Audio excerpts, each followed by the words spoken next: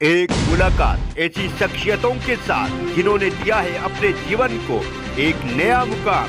रूबरू कराएंगे ऐसी कुछ हस्तियों के साथ एक खास शख्सियत के साथ मुलाकात। जयदेव पटेल के साथ नंबर 1 इंडिया न्यूज पर रात। नमस्कार व्यूअर्स, मैं जयदेव पटेल और आप देख रहे हैं नंबर 1 इंडिया न्यूज। आपका एक बार फिर स्वागत है एक खास शख्स के साथ मुलाकात प्रोग्राम में। आज हमारे साथ खास मेहमान है भारत सरकार में इस्पात मंत्रालय और ग्रामीण विकास मंत्रालय के राज्य मंत्री फग्गन सिंह कुलस्ते। फग्गन सिंह जी, आपका बहुत बहुत स्वागत है आज के हमारे प्रोग्राम में। धन्यवाद। फग्गन सिंह जी, आपसे मेरा पहला सवाल है कि आज देश भर में बीजेपी ने जो स्थापना दिवस मनाया उससे क्या मायने हैं और बीजेपी द्वारा इसके माध्यम से क्या मैसेज देने की कोशिश की गई है?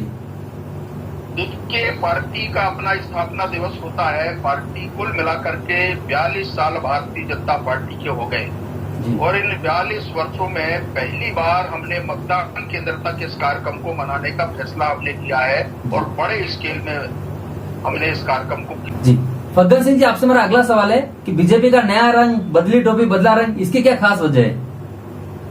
देखिए, पार्टी का इस बार नया परंपरा है। पार्टी का हमारा बीजेपी का कलर और उसमें भारतीय जनता पार्टी का चुनाव चिन्ह है जी। वो एक प्रकार का एक नया और सबको इसलिए कि कम से कम लोगों को ये ध्यान में रहना चाहिए कि पार्टी का हमारा कलर है, पार्टी का हमारा चुनाव चिन्ह है और सिंबल के तौर पे हमने इस कैप का उपयोग किया था।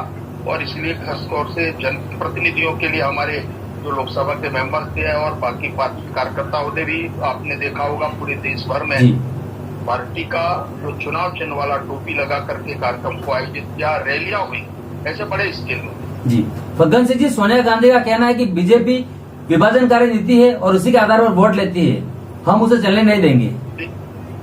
देखिए, अब ये उनका विषय है और इसलिए मुझे कुछ कहना नहीं है। हमारा पार्टी का है, पार्टी का हमारा सिंबल है। पार्टी के आधार पर हम जो काम अच्छा कर सकते हैं पार्टी के स्तर पे करते हैं। हम किसी के कहने या किसी राजनीतिक पार्टी के दबाव या उनके प्रचिन्हों से चलने वाली नहीं है पार्टी। जी फग्गन सिंह जी, सोनिया गांधी ने यह भी कहा है कि सड़क से लेकर संसद तक 2-3 दिन जो बचे हैं संसद सत्र के, उसमें हम महंगाई के समेत तमाम जो मुद्दे उनको उठाएंगे और सरकार को छोड़ेंगे नहीं। उसके पहले अपने पार्टी की जो आंतरिक कला है उसको सही करेंगे। हमने बराबर उस पर डिस्कशन चल रहा है, 193 पे चर्चा है और बराबर इस पे बातचीत हो रही है और हम कोशिश कर रहे हैं इन सब बातों के लिए और जनता को भी कह रहे हैं कि इन सब चीजों के बारे में जो अच्छा किया है मोदी जी ने उसको जनता तक ले जाएं। ये हमारा एक प्रयास है।